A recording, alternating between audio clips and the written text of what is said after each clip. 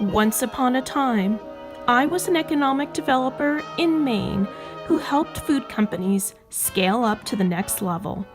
I couldn't help but imagine, if I were to start a food company, what would I make? Once the answer was clear, I couldn't stop thinking about it. My love for gnocchi began as a toddler on my first trip to Buenos Aires, where my grandmother, Maria Luisa Benvenuto, probably made them for me. It was special because I only ate gnocchi in Argentina. In fact, on the 29th of every month, the entire country eats gnocchi. It's a national holiday. I didn't know if this was a myth or a joke, but I was born on March 29th, so I chose to believe that the entire country made gnocchi in my honor. I don't blame you if you've never heard of gnocchi and you aren't sure how to spell it or pronounce it. Only 5 million worth of gnocchi is sold in the United States, less than 0.1% of all the pasta sold. I imagined making gnocchi in a rainbow of colors: beets, spinach, pumpkin, carrots, purple potatoes. It didn't stop there. I would invent unique flavors for release on the 29th of the month in a pop-up dinner with music, film, art, and fashion. Think Speakeasy Tango in the Old Port. I came up with a logo and put this dream on paper in a 50-page business plan. After I began looking as plump as gnocchi, I retired from my career to follow this fantasy. I even reinvented myself by enrolling in culinary school.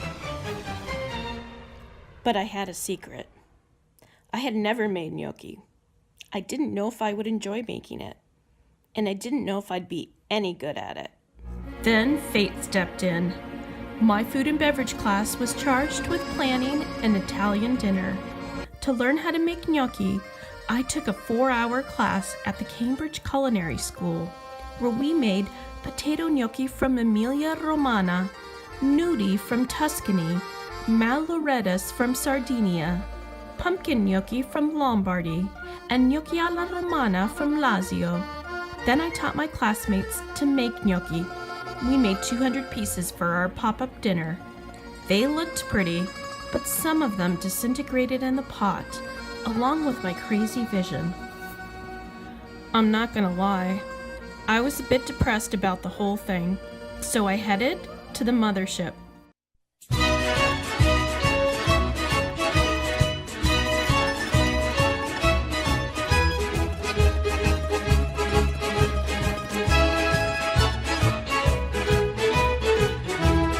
I learned to make gnocchi in Bologna, Italy, at Penelope's cooking school, where a former professor with a PhD shared the secret life of gnocchi.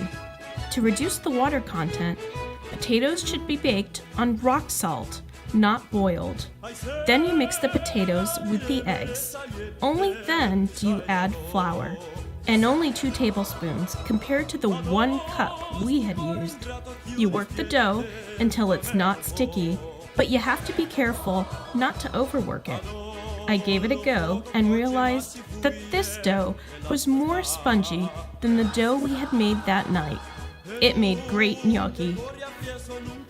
When I found out that 50% of my DNA was Italian, my obsession skyrocketed.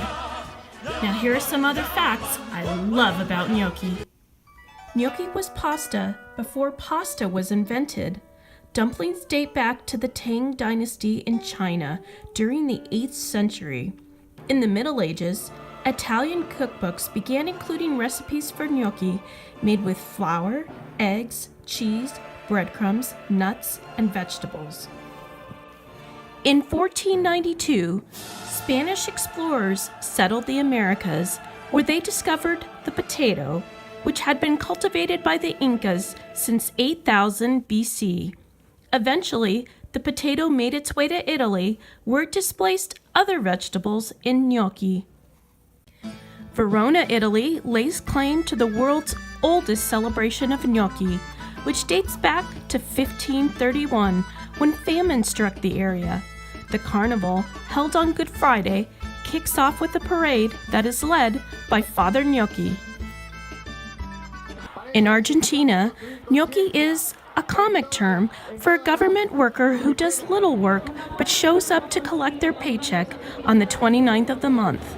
In 2016, President Mauricio Macri fired 25,000 government workers who took to the streets to protest under the slogan, "We are not gnocchi." Now that you've traveled around the world with me, it's time to taste the best gnocchi in Portland, Maine. All right, here we go. Head over to Pizzerino in Portland, where owner Mauro Stopani hails from Milan.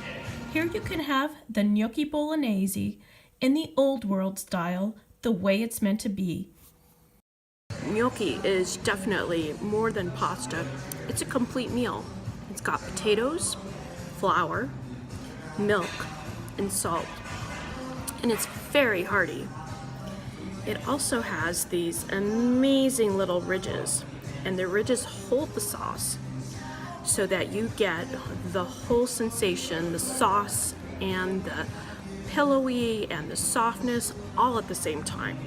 It's delicious. To try the same dish in the New World style, head over to MK Kitchen in Gorham, where Argentine chef Mitchell Kaldrovich has stepped up his dish, reinventing the bolognese with tender lamb, Kalamata olives, wilted kale, and bubbling feta. This Greek interpretation exploded in my mouth like a ride through Space Mountain. I couldn't see much in the dark, but my heart was racing from all the flavors. Oppa! And bon appetit!